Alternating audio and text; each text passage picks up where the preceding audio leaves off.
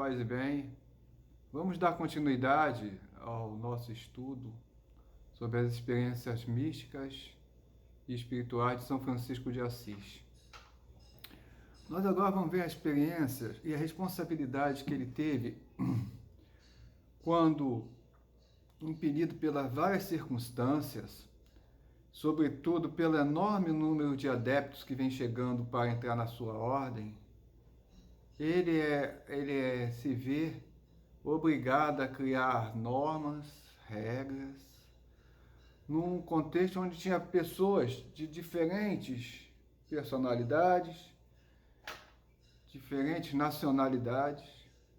Enfim, Francisco se vê impelido de botar um sentido a essas pessoas, colocar uma responsabilidade que ele tinha perante essas pessoas. Pessoas tão diferentes em sua origem, formação, talento, caracteres. Ele não se preocupava com seu sustento material. Deus havia de providenciar, mas ele se preocupava com a vivência evangélica. E a vivência evangélica desses irmãos recém-entrados na ordem era essencial para o que ele planejava como ser uma ordem que servisse totalmente a Deus, ao sumo Deus.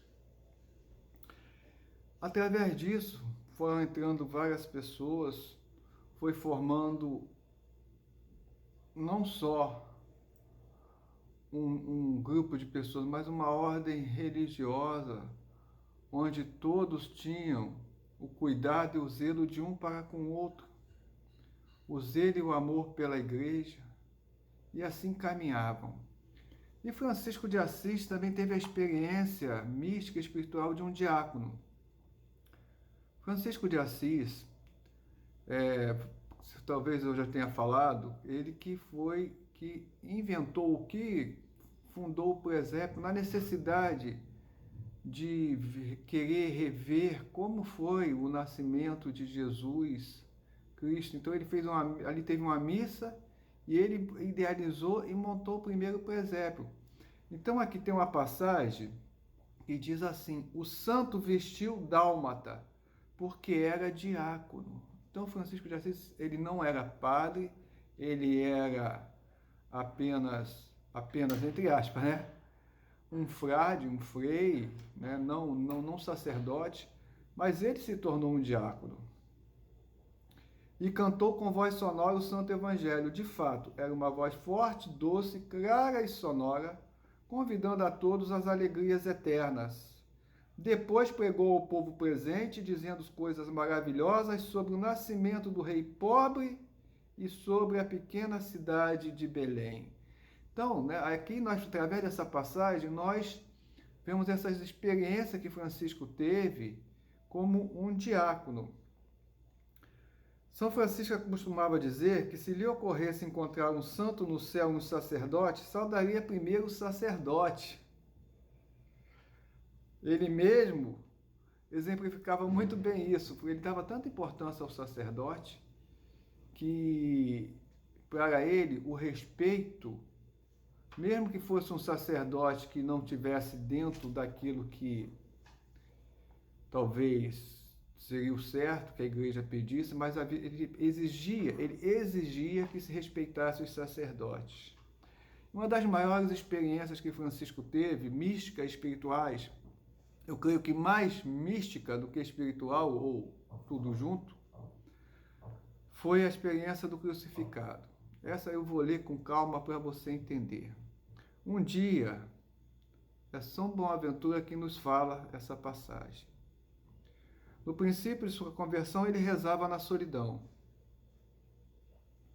E arrebatado por seu favor, estava totalmente absorto em Deus e apareceu-lhe o Cristo crucificado.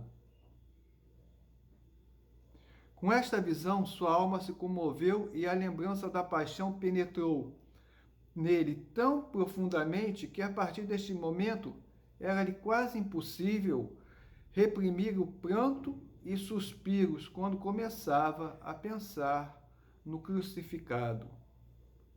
A crucificação mística de Francisco se deu cerca de 20 anos mais tarde, 2 anos antes de seu trânsito, em setembro de 1224, no Monte Alverne, após ter se preparado com uma quarentena e com uma quaresma de oração e jejum para a festa de São Miguel Arcanjo.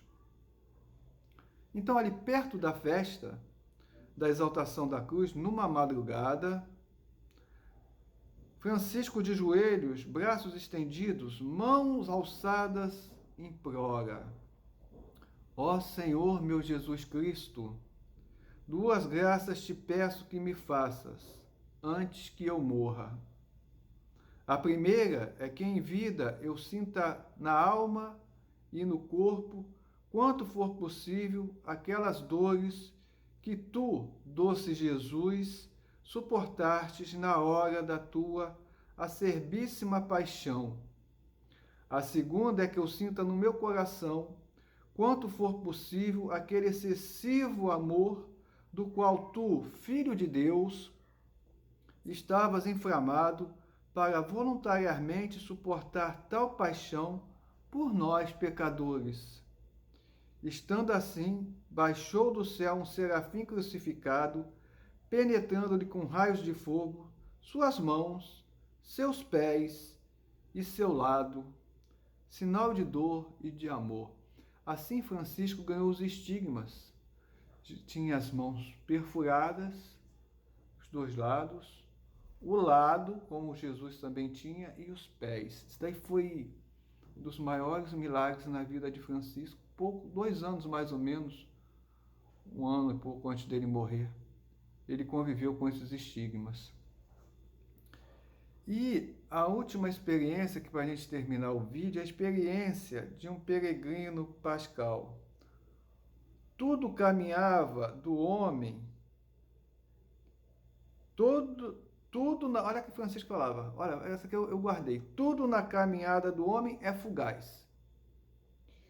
Francisco tinha cerca de 45 anos quando, em 3 de outubro de 1226, sentia a aproximação da sua morte. Uns passos distantes da capela de Nossa Senhora dos Anjos, berço da sua família espiritual, lá está ele, estendido no chão, nu na terra nua. Todos agora podem ver no seu corpo as 5 chagas, cuidadosamente por ele escondida durante 2 anos, como eu falei, né? Só ouvindo falar em obediência é que ele aceita das mãos do seu guardião uma túnica para cobrir. O pai pede que lhe faça a leitura do Evangelho de São João, que trata do lava-pés, lembrando a todos que são menores, sempre a serviço dos outros. Com voz trêmula entoa o seu canto do cisne, o canto das criaturas, que nos últimos meses brotou do fundo do seu coração, acrescentando neste momento uma última estrofe: Louvado seja meu Senhor por nossa irmã, a morte corporal, da qual algum homem não pode escapar, a qual nenhum homem pode escapar. Ai dos que morrem em pecado mortal, felizes os que ele achar conforme a vossa santíssima vontade, porque a segunda morte não lhes fará mal. Francisco mostrou aos seus irmãos que eram os verdadeiros hebreus atravessando o deserto deste mundo, como peregrinos e estrangeiros, e que deviam sem cessar, com alma de pobre, celebrar a Páscoa do Senhor. Isto é, a passagem deste mundo para o mundo do Pai. E depois, após 2 anos de sua morte, em 16 de julho de 1228, Francisco foi canonizado. E em 25 de maio de 1230, seu corpo foi trasladado para a nova basílica em construção, que hoje é a Basílica de São Francisco de Assis, em Assis. Meus irmãos, desde o primeiro vídeo até este quarto vídeo, nós contemplamos, estudamos, vivenciamos essas experiências místicas e espirituais de São Francisco. Você que está pegando esse vídeo agora, vai nos vídeos anteriores para você ver a sequência e passe para os irmãos. Eu te peço que você continue aqui no canal, que você curta, que você divulga. É muito importante para que as pessoas estejam cientes daquele tesouro que a igreja tem. São seus santos, que são a sua tradição, a palavra de Deus, a sua liturgia. E eu vou continuar fazendo meus vídeos, mesmo que alguns irmãos não são participativos e não querem estar atuantes, mas continuarei. E te agradeço por estar aqui. Paz e bem, Deus abençoe você, sua casa, sua família.